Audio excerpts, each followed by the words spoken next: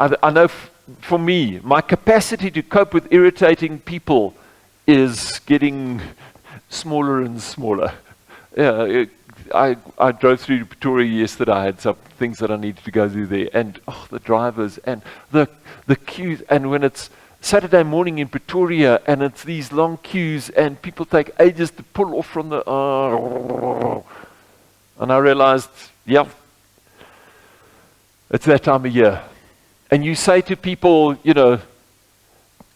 Christmas time, December, and you get onto the subject of holidays, and all of a sudden, eyes perk up. And people start thinking, yes, we're going to go away, or we're just going to be off work, and we're going to relax at home. And it's kind of nice to look forward to, hey? I just want to say, don't forget about the people that maybe, I know there are quite a few in our church who will be spending their first Christmas without a loved one. And it's hard for some people. They don't look forward to, yes, it's that, because December can be, even for people who haven't lost a loved one, it can be lonely. It's suicide season as well. But you know something? The Bible doesn't talk anywhere about if you are a righteous, godly person, you will take a holiday in December. It doesn't say that. The Bible has another way for us to get refreshed. And there's nothing wrong with a holiday. If you can have one, if you qualify for it, that's wonderful. But God gives us some other wise guidance about how we can maintain our physical strength, our emotional oomph, and our spiritual zing, for want of a better word, right throughout the year. And I just want to talk about two quick things this morning. It probably is not going to be a long sermon. I apologize. And everybody said? A bunch of liars, eh? Yeah. The first thing I think that we get wrong is that we don't take the Sabbath seriously. Let's go back to right at the beginning. Remember, the Sabbath isn't something that God said people must do from the beginning. It only came in during Moses' time. It's one of the 10 commandments. Even though God did take a break on the seventh day in creating this world. Exodus 20, verse 8. Remember to observe the Sabbath day by keeping it holy. You've got 6 days each week for your ordinary work, but the seventh day is a Sabbath day of rest dedicated to the Lord your God. On that day, no one in your household may do any work. This includes you, your sons and daughters, your male and female servants, your livestock, any foreigners living amongst you, anybody that is here from Zimbabwe, or from Mozambique, or from Natal, no foreigners, eh?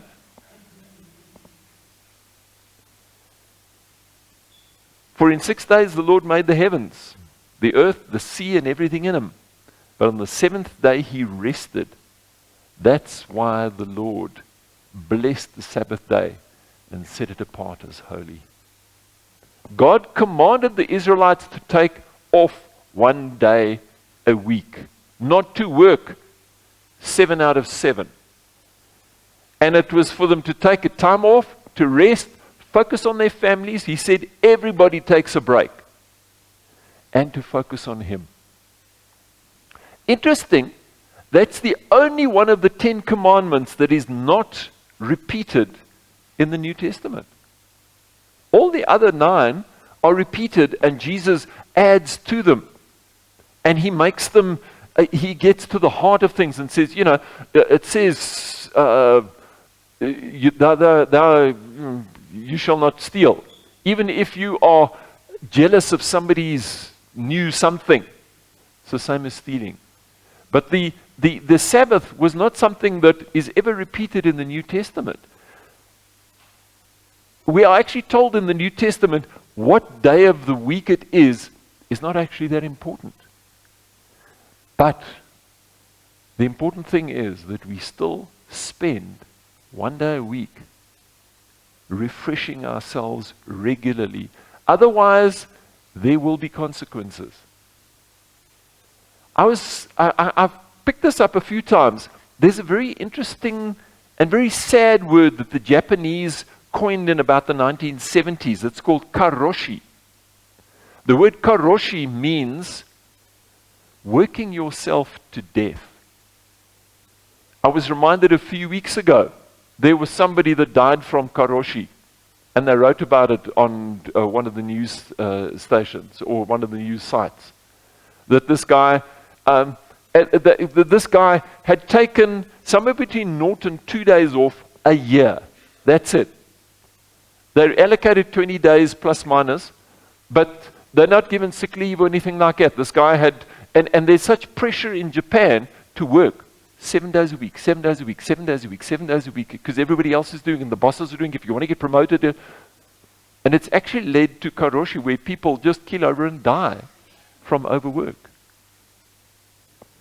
We have it as well. I've seen marriages fall apart because people have not taken the Sabbath. I've seen children start to resent their parents and go off the rails because they are ignored. Because daddy, and maybe mommy too, are always working. I recently saw a text from a teenager tearing into their parents and saying, "You buy me things rather than spending time with me." That's a hard text to get from your kid, your teenager. Mark 2 verse 27. Then Jesus said to them, "The Sabbath was made to meet the needs of people, and not people to meet the requirements of the Sabbath. So the Son of Man," that's Jesus, "is Lord even over the Sabbath." Unfortunately, even in the church these days, people have gone kind of overboard and developed all sorts of traditions about what day of the week is the Sabbath and what you're allowed to do and what you're not allowed to do on the Sabbath. And Jesus said, guys, it's not the Fitriasi stuff. The Sabbath is made for us. We aren't made to keep certain rules and regulations and get the time and the place and you just eat this and don't eat that and blah, blah, blah. The Sabbath was made for us because the Lord knew that we and our families needed it. We need a break. It's a time to rest completely from your job and not have the laptop open or be busy on your phone just catching up on this, that, or the other, or I must just, it is month end and it's just month end. Yeah. It's a time to completely take a break and do something different that fills our tank. You don't have to lie on your bed and blob. You can do something that fills your tank. For me, working in the garden fills my tank. Evidently, it doesn't fill everybody's tank. But for me, it's wonderful. I mean, I take my secateurs, my clippers, and when I deadhead or I have to trim branches, it's Jean, Henry, whoever. It's therapeutic. It fills my tank again. Or I go into the workroom, and, I made something this week, and I had to take a piece of round bar and flatten it on my anvil, on my vise. And I'm not going to tell you who I was thinking about as I was hitting this piece of round bar to flatten it so I could draw a couple of holes through it. It's doing something different that fills our tank. It's changing the pace of your life. Giving God our full attention, because let's be honest, God gets little snippets when life is busy during the day. Lord, oh help, oh Lord, just sort that person out. And but on the Sabbath, you can actually give God some quality time. It's some time that you can spend quality time with your family. People use an excuse, "No, sorry, Pastor, I can't come to church on a Sunday because it's the only day of the week that I can do the vacuuming and the cleaning and everything like that." Maybe you need to rearrange things a bit over there. I've run marathons for many years now. And when you run a long distance, 40, 50, 60, 80 Ks, 90 Ks, whatever it happens to be, depending on the race, especially with the Comrades, which is a 90K race, very few people can run the whole way. Us normal palookas that, like my mother said, Peter, you're too tall and you're too heavy, you should never run Comrades. I still ran a few. But the training manuals and all the training programs said, run and then walk a bit. Run and then walk a bit. One of the programs said, every 9 minutes you need to walk for a minute. And then you'll be able to get through easily. And the walking, you know what it does? You don't stop. I mean, when you're just jogging along or whether you're walking along at a decent pace, it doesn't affect your time so much. But what it does do, it uses a different set of muscles. Running muscles are different to walking muscles. It gives the running muscles a break and uses your walking muscles for that time of refreshing. And that's exactly what a Sabbath is. A Sabbath is every 7 days, you do something different. You take a break. You give your running muscles a rest. And you give your walking muscles a chance to stand in the gap so that you can keep going. This is going to prevent burnout. It'll prevent your physical tank from running on empty. It'll prevent your emotional tank from getting so drained you've got no capacity left to cope with life. I mean, I was up in Pretoria yesterday when the news come through. Mauritius has now closed borders with South Africa, so everybody who had a Mauritian holiday planned for over December, sorry for you. My brother goes to Mauritius every Christmas. Oops. And there's a possibility that, they're going to close provincial borders. And I was with my kids in Pretoria, and they have this road trip planned down to the Cape. Oops. If we are having a regular Sabbath, we will have the capacity to cope with what life throws at us. We don't know what's going to happen in this week. Johan, what's the man going to say tonight at 7 o'clock or 8 o'clock? My fellow South Africans, yeah. We're going to have one of those. I don't know what the president's going to say.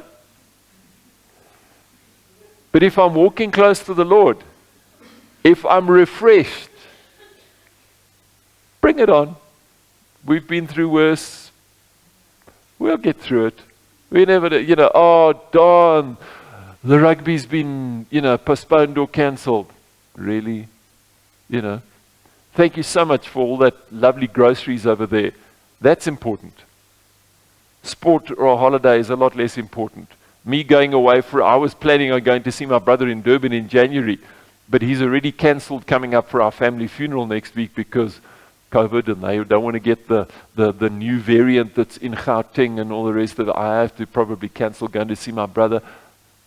There are people who probably didn't eat last night or this morning. That's important.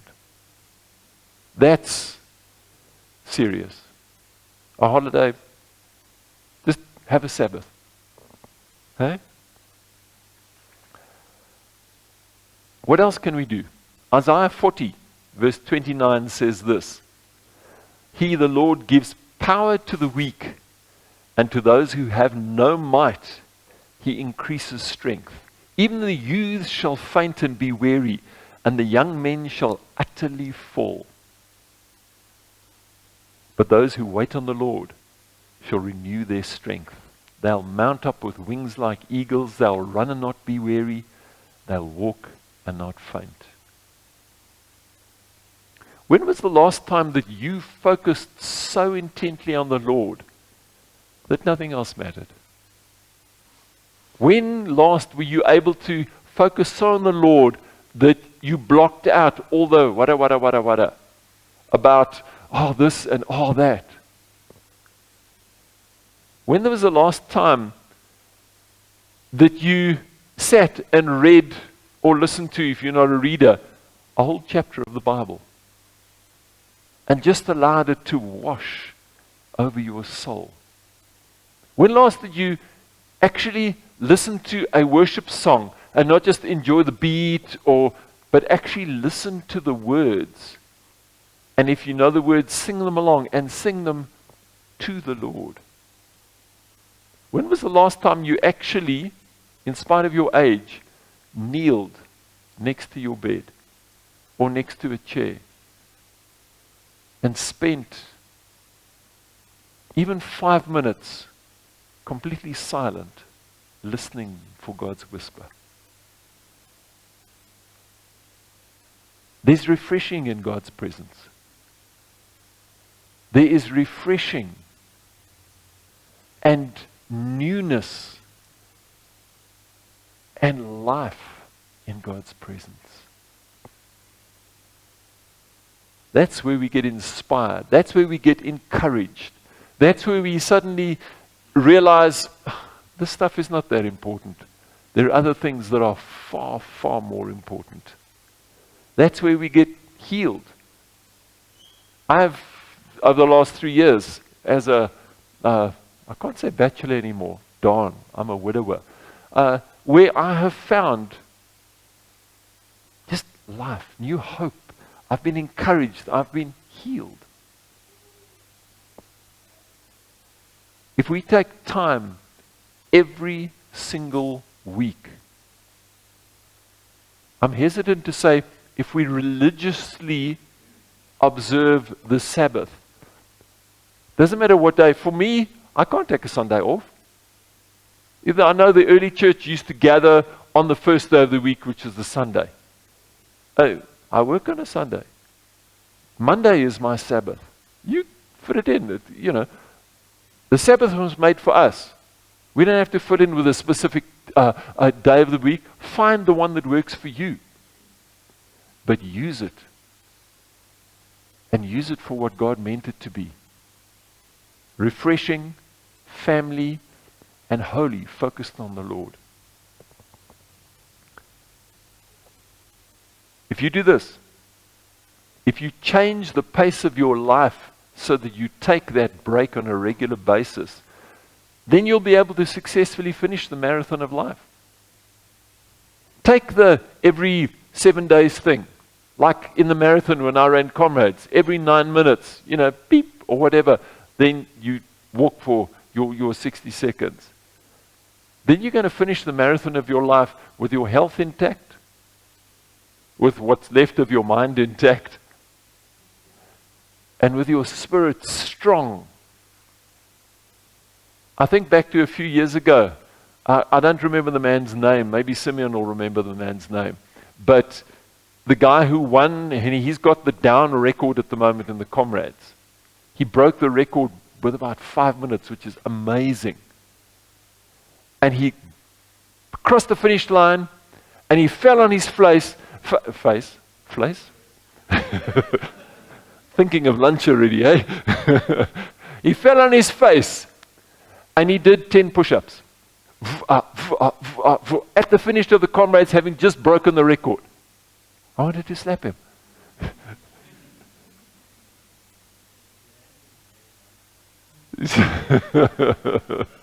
Yeah, that's true. That's true.